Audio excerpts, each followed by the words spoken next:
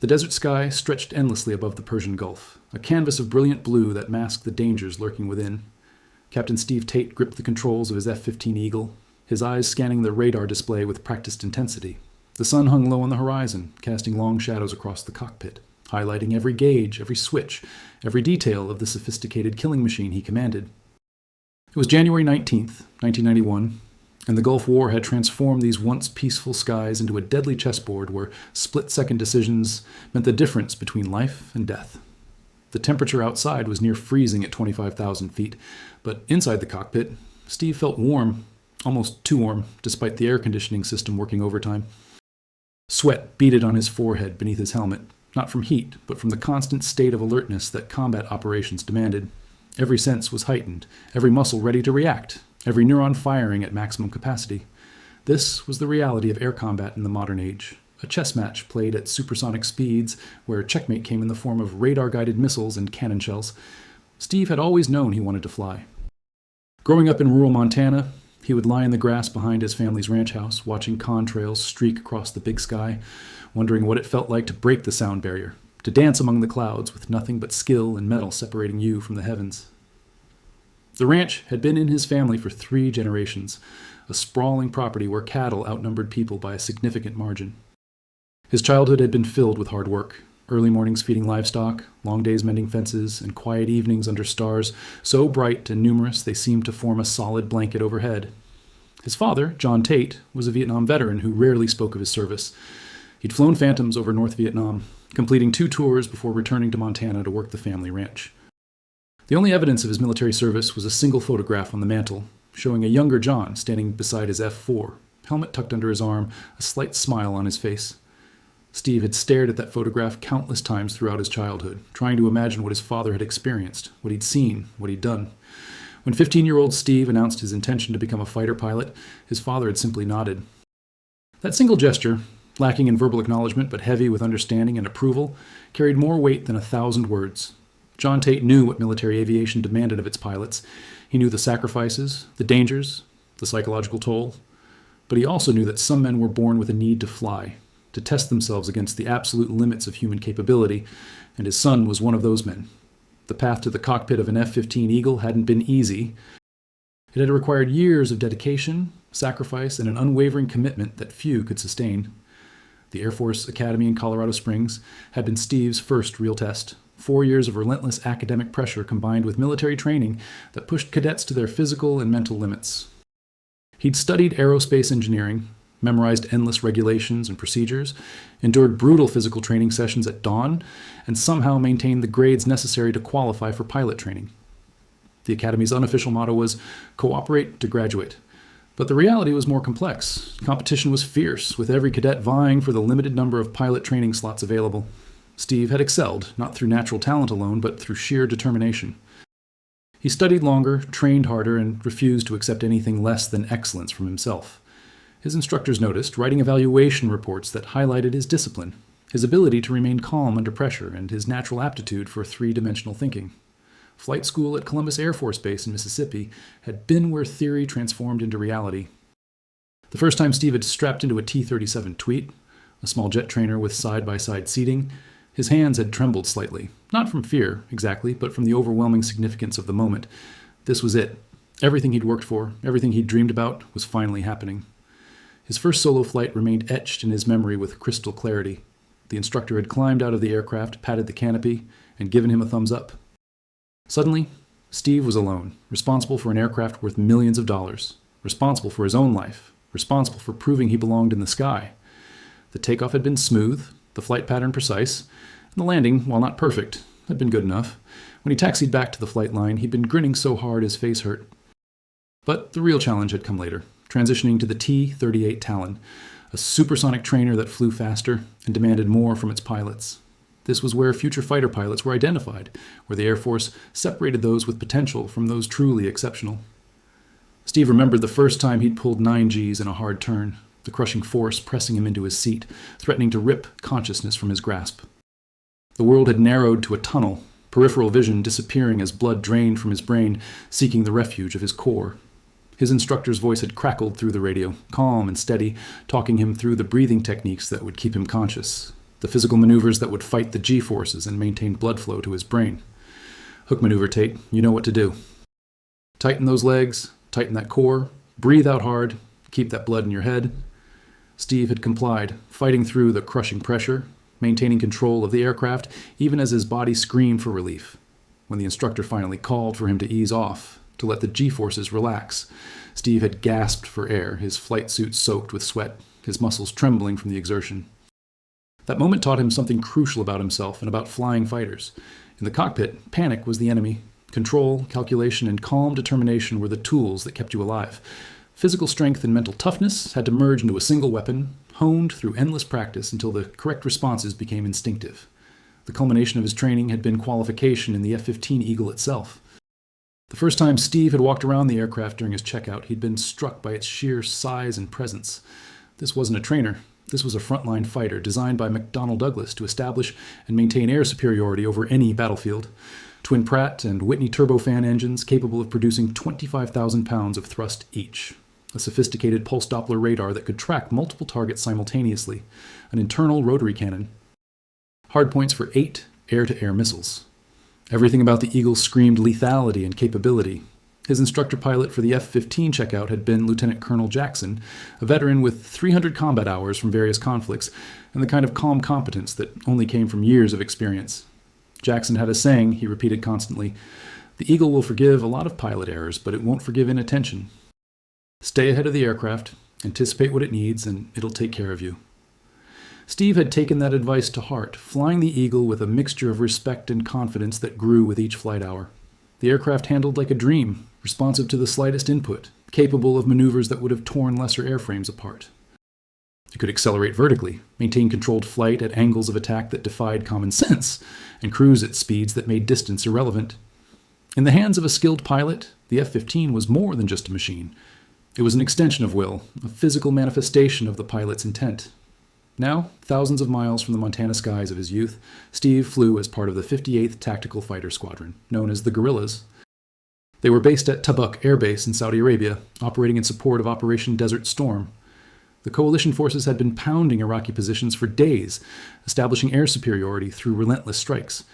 But Saddam Hussein's air force, though outmatched, still posed a significant threat. If you're enjoying this story and want to hear more incredible real-life military experiences, please hit that like button and subscribe to the channel. Your support helps us bring these important stories to light. Steve's wingman, Captain Rick Tellini, flew 300 yards off his right side, the two F-15s cutting through the air at 450 knots. Rick was younger, eager, with reflexes that bordered on supernatural. He'd scored his first kill just 2 days earlier, a MiG-29 that had made the fatal mistake of trying to engage a pair of Eagles in a turning fight. The Iraqi pilot had been brave but inexperienced, and Rick's Sidewinder missile had ended the engagement in seconds. The radio crackled with traffic from AWACS, the airborne warning and control system aircraft orbiting safely behind coalition lines. Their powerful radars could see hundreds of miles, tracking every aircraft in the theater, friendly or otherwise. The controller's voice was professional, almost bored, despite the life-and-death nature of the information she was relaying. A sit-go flight, be advised, multiple bandits, bearing 270, range 40 miles, Angels 15 hostile. Steve's pulse quickened, but his voice remained steady as he acknowledged the call. 40 miles. At their combined closing speed, that gave them maybe 3 minutes before visual range. He checked his weapons panel. 4 AIM-7 Sparrow radar-guided missiles, 4 AIM-9 Sidewinder heat seekers. A full combat load. The 20mm cannon had 540 rounds. Everything was green. Guerrilla 2, confirm weapons hot, Steve transmitted. Weapons hot, confirmed, Rick responded immediately. The radar picture began to resolve as they closed the distance. What had been a single return was now splitting into multiple contacts. Steve felt his stomach tighten. This wasn't a small patrol. The scope showed dozens of targets, climbing out of Iraqi airspace, heading south toward coalition positions. Sit-go flight, update, the AWACS controller said, and now Steve detected a slight edge in her voice. Count is now 50-plus bandits, multiple groups, various altitudes. Closest group, bearing 265, range 32 miles. 50-plus. Steve's mind raced through the implications. This was a major push, possibly an attempt to overwhelm coalition air defenses through sheer numbers. Command had warned them about this possibility. The Iraqi Air Force had been largely grounded. but intelligence suggested they were planning a massive strike to demonstrate they hadn't been completely neutered. 2 F-15s against more than 50 enemy aircraft. The math was brutal. Guerrilla lead, Guerrilla 2. Rick's voice came through, tight with controlled tension. Those are not good odds. Steve knew the smart play. They should break off, call for reinforcements, let the other coalition fighters in the area converge on this threat. There were F-16s operating to the south, Navy F-14s from the carrier battle group. In 15 minutes, they could have 20 fighters in position to engage this Iraqi formation. But 15 minutes meant the Iraqi aircraft would be 15 minutes closer to their targets. Coalition ground forces, supply convoys, maybe even a base. The intelligence briefing that morning had mentioned credible threats against forward operating positions. If these aircraft were carrying bombs instead of just air-to-air missiles, and if they reached their targets unopposed, people would die. A lot of people. Steve thought about his crew chief, Sergeant Martinez, a kid from Los Angeles who worked 18-hour days keeping the Eagles flying. He thought about the Army convoy he'd seen yesterday, trucks full of soldiers who looked barely old enough to shave, heading north toward the front lines. He thought about the pilot from the 57th who'd been shot down 3 days ago, successfully rescued after 12 hours on the ground, thanks in part to the fact that coalition fighters had kept Iraqi aircraft suppressed. The decision crystallized in his mind with perfect clarity. "Guerrilla flight. Press attack," he transmitted. "We're engaging." There was a half-second pause before Rick responded. "Roger. Pressing." Steve knew what Rick was thinking. They both knew the statistics. Air combat was about angles, energy, and mathematics. One F-15 could theoretically handle 4 enemy fighters if everything went perfectly. But everything never went perfectly in combat, and they weren't facing 4 fighters. They were facing an armada. But the F-15 Eagle had been designed for this. Not designed to run, not designed to hide, designed to dominate the airspace, to establish air superiority through sheer capability and the skill of its pilots. The Eagle had never been shot down in air-to-air combat. Never. That perfect record was built on pilots who didn't flinch when the odds turned bad. Guerrilla lead has radar contact, multiple targets, Steve called, his hands working the controls with fluid precision. The radar warning receiver was lighting up now, multiple Iraqi radars painting his aircraft. They knew he was here. The fight was on. The Iraqi formation was breaking into smaller groups, standard tactics for overwhelming a smaller force. Some were climbing, trying to gain the altitude advantage. Others were staying low, probably carrying bombs, heading for their ground targets. The tactical situation was a nightmare. Targets at multiple altitudes, various aspects, all of them potential threats. Steve selected the closest group, 4 aircraft, in a loose wall formation. The targeting computer designated the lead aircraft, the radar symbology overlaying his heads-up display with precise information. Range, 21 miles. Closure rate, 900 knots. Target altitude, 15,000 feet. The enemy aircraft appeared to be MiG-29s, Russian-built fighters that, while outmatched by the Eagle, were still capable adversaries in the hands of skilled pilots. He waited, his finger hovering over the weapon release button, letting the range close, watching the numbers tick down. The Sparrow missile worked best between 10 and 20 miles, where its semi-active radar guidance system had the highest probability of kill. Too far, and the target had time to detect the launch and maneuver. Too close, and the missile might not have time to guide properly. Timing was everything. The radar maintained its lock, the tone steady in his helmet confirming good track. 15 miles. 14. The formation ahead was still unaware, still flying straight, making themselves easy targets. Steve knew that would change the instant he fired, knew that launch detection systems would alert them to the incoming threat, but for now, they were vulnerable. "Fox 1, Steve called, pressing the pickle button. The first AM-7 Sparrow leaped off the rail beneath his wing, rocket motor igniting in a brilliant flash, accelerating to Mach 4 in seconds. The missile left a thin smoke trail as it streaked toward its target, riding the radar beam that Steve's fighter was painting on the enemy aircraft. 7 seconds later, he fired again, shifting his radar lock to a second target in the formation. Fox 1. 2 missiles in the air, both tracking, both guiding toward separate targets. Steve immediately broke right, executing a hard turn that loaded 4 Gs on the airframe, gaining separation from Rick, giving them both more room to maneuver in the vertical battle space. The Iraqi formation had detected the missile launches, their radar warning receivers screaming alerts, and they were reacting, breaking their tight formation, pumping out chaff and flares in desperate attempts to confuse the incoming missiles. Chaff was thin strips of aluminum, cut to specific lengths to create radar returns that would hopefully fool the missile's seeker head. Flares were intensely hot magnesium compounds designed to seduce heat-seeking missiles. Both were effective countermeasures when employed correctly, but they required timing, skill, and more than a little luck. The The first Sparrow guided true, its radar seeker maintaining lock despite the chaff clouds. Impact came at closing velocity of over 1,400 miles per hour, the warhead detonating in a sphere of expanding shrapnel that shredded the MiG's left wing. The Iraqi aircraft rolled violently, completely out of control, beginning a death spiral toward the desert floor 5 miles below.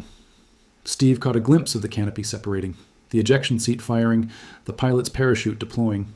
At least that one had survived. The second missile wasn't as fortunate.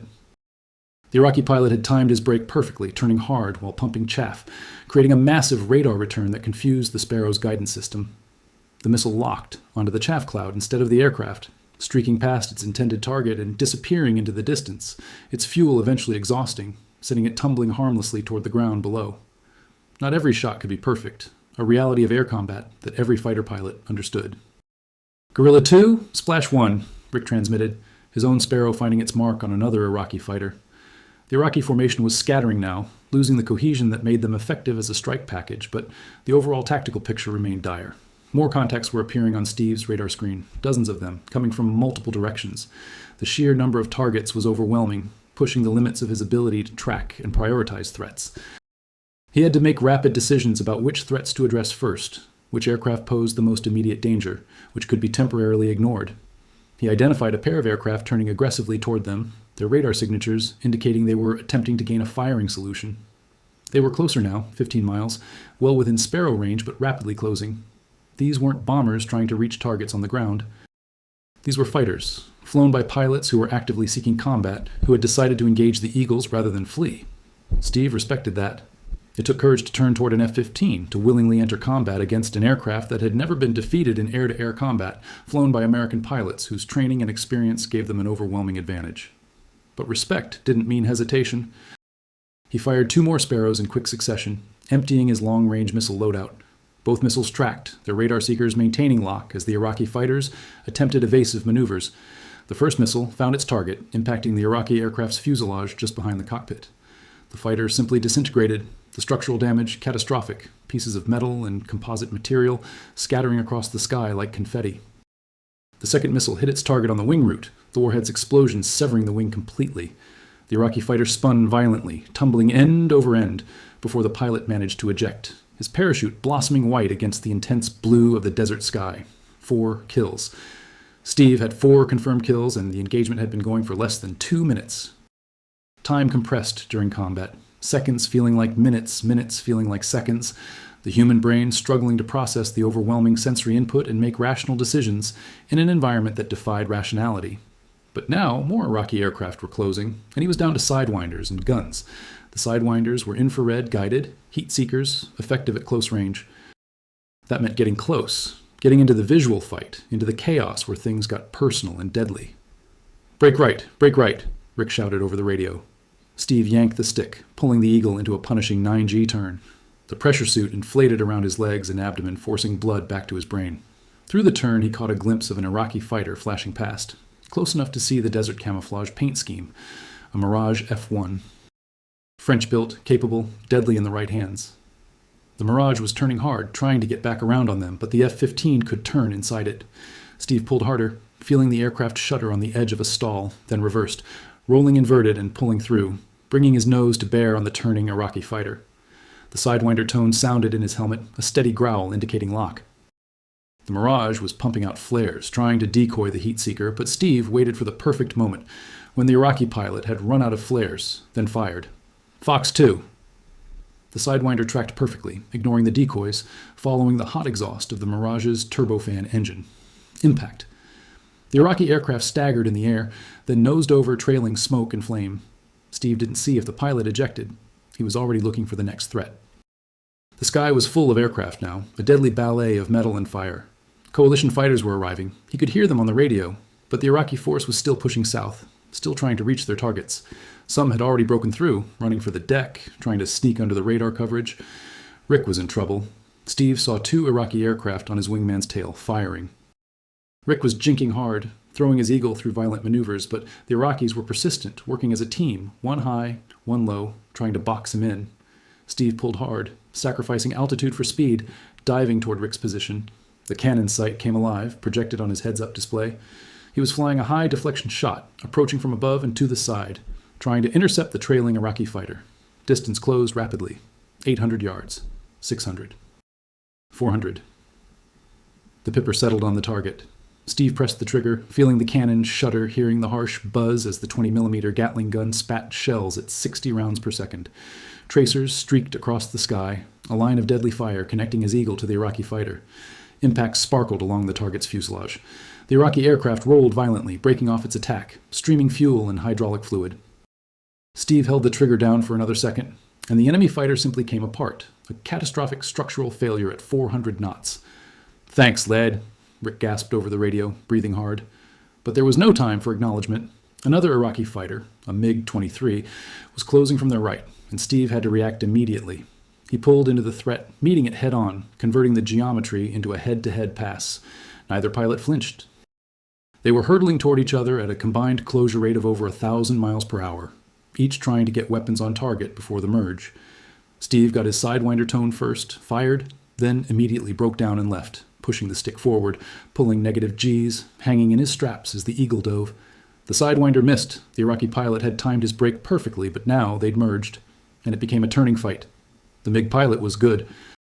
He understood energy management, understood how to use his aircraft's strengths. The MiG was smaller, lighter, and in some regimes could turn inside the Eagle, but Steve had altitude, and altitude was life in a dogfight. He could trade it for speed, for position, for the advantage that would let him bring his weapons to bear. They circled each other, two predators in a vertical dance, each trying to get inside the other's turn radius, each trying to point their nose at the enemy for just long enough to fire. Steve's arms ached from the sustained G-forces, his breathing coming in sharp, controlled gasps as he worked the anti-G straining maneuver, fighting to stay conscious. The MiG made a mistake. The pilot pulled too hard, too slow, bleeding off energy in a desperate attempt to get his nose around. Steve saw it happening, recognized the error, and capitalized immediately. He unloaded, letting his Eagle's nose drop, accelerating, then pulled hard, converting speed into turn rate, cutting inside the MiG's circle. The sight picture was perfect. The MiG was right there, 200 yards away, filling his windscreen. Steve fired his last Sidewinder. At this range, the Iraqi pilot had no chance to react. The missile covered the distance in less than a second, impacting the MiG's port wing route. The explosion was massive, the fighter disintegrating into flaming debris. Steve flew through the fireball, feeling the Eagle shudder as it passed through the shockwave and debris field. Something clanged against his aircraft, probably shrapnel, but all his instruments remained green. The Eagle was tough, built to take damage and keep flying. He pulled away from the engagement, climbing, trying to regain altitude and assess the situation. His fuel was getting low. He'd been running military power and afterburner for most of the fight, burning fuel at an alarming rate. The weapons panel showed empty hardpoints, no missiles left, only 100 rounds remaining in the cannon. The radio was chaos, multiple engagements across the theater, pilots calling shots, declaring kills, warning of threats. Coalition fighters had arrived in force now, and the Iraqi push was faltering. The enemy aircraft that had broken through earlier were being hunted down by F-16s and F-14s. The massive strike had failed. "Guerrilla lead, Sitgo," the AWACS controller called. "Guerrilla lead, say status." Steve took a breath, ran through his systems check. Guerrilla lead is Winchester, bingo fuel, RTB. Winchester meant out of missiles. Bingo fuel meant he needed to head home or he'd run dry before reaching base. RTB, return to base. Roger, guerrilla lead. Be advised, you're credited with 7 confirmed kills this engagement. Good work. 7. Steve felt a strange disconnect from that number. 7 aircraft, 7 pilots, 7 human beings who had climbed into their cockpits this morning not knowing it would be their last flight. He didn't feel triumphant. He felt tired. Rick formed up on his wing, and together they turned south, leaving the battle behind. The desert stretched out below them, endless and indifferent to the violence that had just unfolded in the sky above it. The flight back to Dubuque was quiet. Steve's hands were steady on the controls, but his mind was elsewhere, replaying the engagement, analyzing every decision, every maneuver. Had he made the right call, pressing the attack instead of waiting for reinforcements? The outcome had been successful. The Iraqi strike had been disrupted, but it could have easily gone the other way. Sergeant Martinez was waiting on the flight line when they landed, his young face split by a huge grin. The Eagle's landing gear touched down smoothly, and Steve taxied to the revetment, following the crew chief's hand signals. When the engines finally spooled down and silence filled the cockpit, Steve just sat there for a moment, suddenly exhausted. He popped the canopy, and the desert heat rolled in, replacing the cool, air-conditioned cockpit environment. Martinez was already climbing the ladder, his inspection revealing several pieces of shrapnel embedded in the Eagle's skin, battle damage from flying through that MiG's debris field. "Sir, you've got holes in your bird," Martinez said, but he was still grinning. "She brought me home," Steve replied, patting the canopy rail. "That's what matters." The debriefing lasted 3 hours. Intelligence officers wanted every detail, filling in their picture of the Iraqi air tactics, capabilities, pilot training. Steve walked them through the entire engagement, from first radar contact to his last shot, describing each maneuver, each decision point, each split-second calculation that had led to victory rather than disaster. Rick corroborated everything, adding his own perspective from the wingman position, sometimes catching details that Steve had missed in the chaos of combat. The intelligence major, a thin woman with sharp eyes named Callahan, made notes on a large tactical chart mounted on the wall, marking aircraft positions, engagement ranges, kill locations. She'd been an intelligence officer for 15 years, had debriefed pilots from Desert One, from Grenada, from Panama, and she knew how to ask the right questions, how to extract information that pilots didn't even realize they'd observed. "This was their big push," she said, stepping back from the chart to survey the overall picture. "We'd been expecting something like this. They threw everything they had at us, trying to prove they were still a credible threat, trying to demonstrate that the coalition hadn't completely neutralized their air force." "What happened to the aircraft that got through?" Steve asked, thinking about those bombers he'd seen on radar, diving for the deck, trying to sneak through under the engagement. Most were intercepted before reaching their targets. F-16s from the 36th got 4 of them. Navy Tomcats from the Ranger got 3 more. 2 made it to a supply depot near the Saudi border, dropped their bombs, but did minimal damage. A few tents destroyed, some vehicles damaged, no casualties. Both aircraft were shot down on their way back north by a pair of F-15s from the 53rd. As of right now, we believe 43 Iraqi aircraft were destroyed in this engagement. It's the largest air battle of the war, probably the largest air engagement since Vietnam. 43 aircraft. Steve tried to comprehend that number, tried to reconcile it with the chaos and confusion of the actual fight. From his perspective, it had been a series of individual engagements, one threat after another, each requiring immediate attention, each demanding total focus. He hadn't grasped the larger picture, hadn't understood the scale of what was happening. The tactical situation when you were in the cockpit was limited to what you could see on your radar, what you could hear on the radio, what your eyes could physically observe. The strategic picture, the overall battle, was invisible to the individual pilot caught in the middle of it all. "Your decision to engage immediately disrupted their formation," Callahan continued. "By the time they reached the rest of our fighters, they'd lost cohesion, lost their tactical integrity. That made them vulnerable. If they'd maintained formation, pushed through as a coordinated strike, the outcome might have been very different." Steve nodded slowly. So the decision had been right, even if it had been terrifying in the moment. Sometimes leadership meant doing the scary thing because it was necessary. That evening, Steve sat on a folding chair outside his quarters, looking up at the stars. The desert night was cold, a sharp contrast to the day's heat, and he'd thrown on his flight jacket over his flight suit. The base was quiet, most personnel already asleep, exhausted by the day's operations. Tomorrow would bring another day of missions, more sorties, more dangers, more opportunities to prove yourself or die trying. But tonight, in this stolen moment of peace, he allowed himself to simply exist, to process what had happened, to feel the weight of it all. The stars above Saudi Arabia were incredible, undimmed by light pollution, stretching from horizon to horizon in a blanket of light that seemed to go on forever. Steve had always found comfort in the stars, in their constancy, in the way they remained unchanged regardless of human affairs. Those same stars had looked down on Montana, on his childhood, on every important moment of his life. They'd been there when he'd first dreamed of flying, when he'd left for the academy, when he'd earned his wings.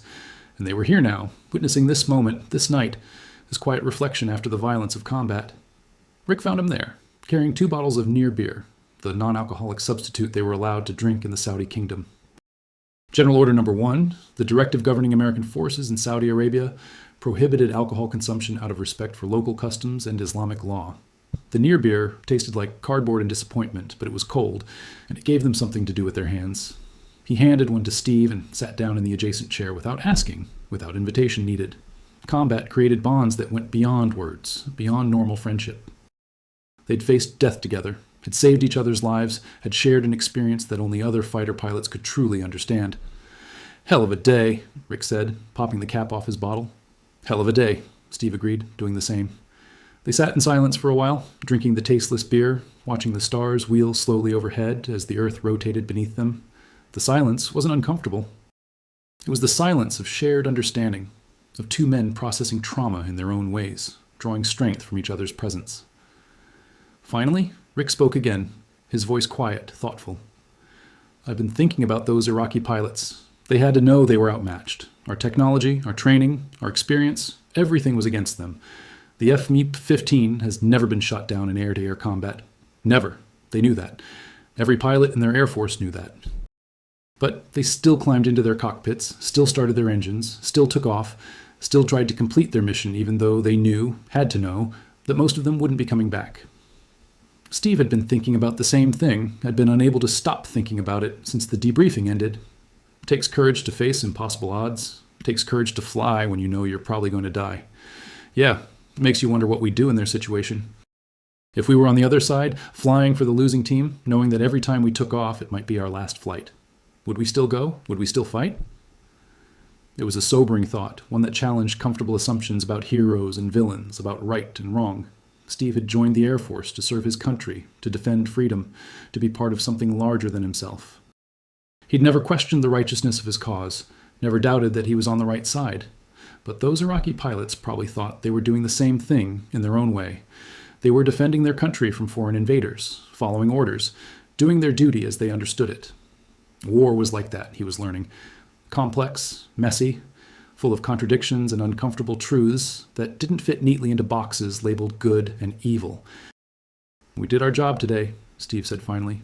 "We protected our people. That's what matters." "Yeah," Rick said. "I just hope they got out. The ones who ejected. Hope they landed safely, got picked up." Steve hoped that too. He didn't hate those pilots. They'd just been on opposite sides of a conflict neither of them had started. In another life, another time, they might have been friends, comparing flying stories, arguing good-naturedly about which aircraft was superior. The night wore on. Eventually, Rick headed to bed, but Steve stayed outside, unable to sleep despite his exhaustion. His mind kept replaying the engagement, kept seeing that MiG disintegrating, kept feeling the weight of 7 lives ended by his decisions. His father had never talked about Vietnam, but Steve understood now why. Combat changed you. It forced you to confront questions that had no easy answers, to carry weight that couldn't be easily set down. You did your duty, you followed your training, you protected your brothers in arms, but afterward, in the quiet moments, you had to reconcile what you'd done with who you wanted to be. A shooting star streaked across the desert sky, brief and brilliant. Steve watched it fade, wondering if any of those Iraqi pilots had families watching the same sky, wondering if their loved ones would come home. He hoped they had ejected safely, hoped they'd been picked up, hoped they'd survive this war and find peace. The next morning brought orders for another mission. Steve climbed into his Eagle, ran through his pre-flight checks, and took to the sky again. The war continued, indifferent to his doubts and questions. There would be time for reflection later, time to process and understand. Now, there was only the mission, the aircraft, and the vast desert sky that cared nothing for the small dramas of the humans who fought within it. The engagement against 55 Iraqi aircraft became legendary within the Air Force community. Steve received the Distinguished Flying Cross, though he felt uncomfortable with the attention. He'd just been doing his job, he insisted, following his training. But others saw something more, saw a moment where courage and skill had combined to achieve something extraordinary. Years later, after the war ended, after the parades and the medals and the celebrations faded into memory, after he'd retired from active duty and settled into civilian life in a small town outside Colorado Springs, Steve would still think about that January day.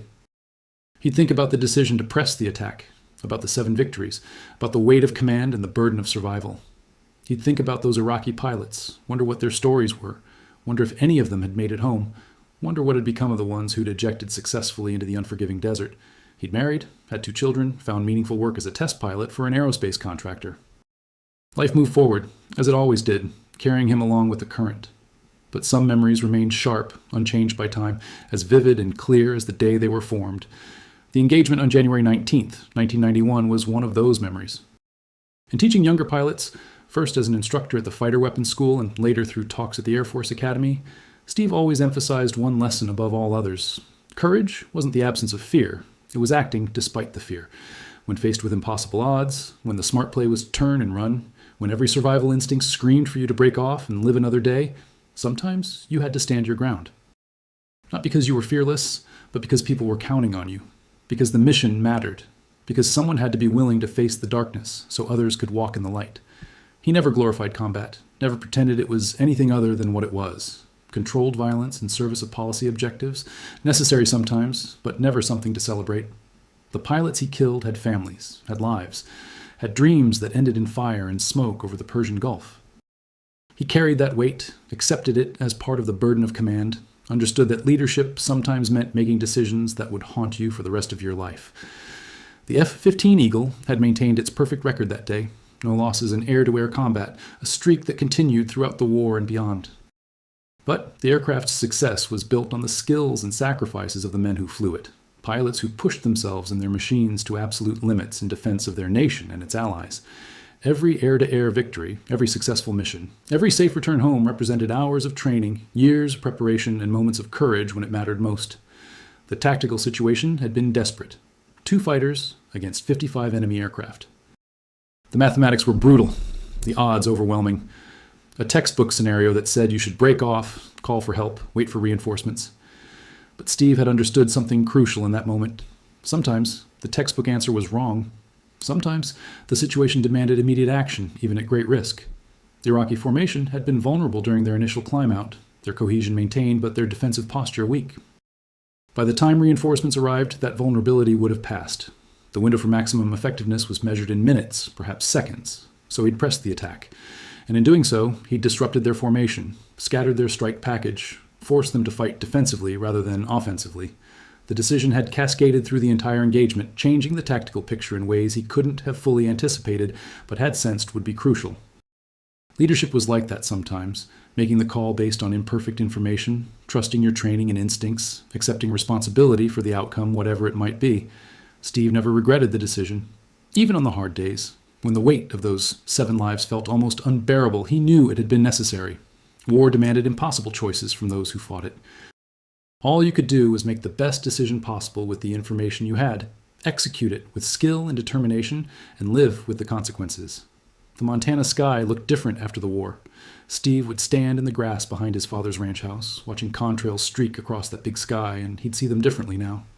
Each contrail represented a pilot, someone with hopes and dreams and fears, someone trying to do their job while staying alive. Some made it home. Some didn't. The sky remembered them all.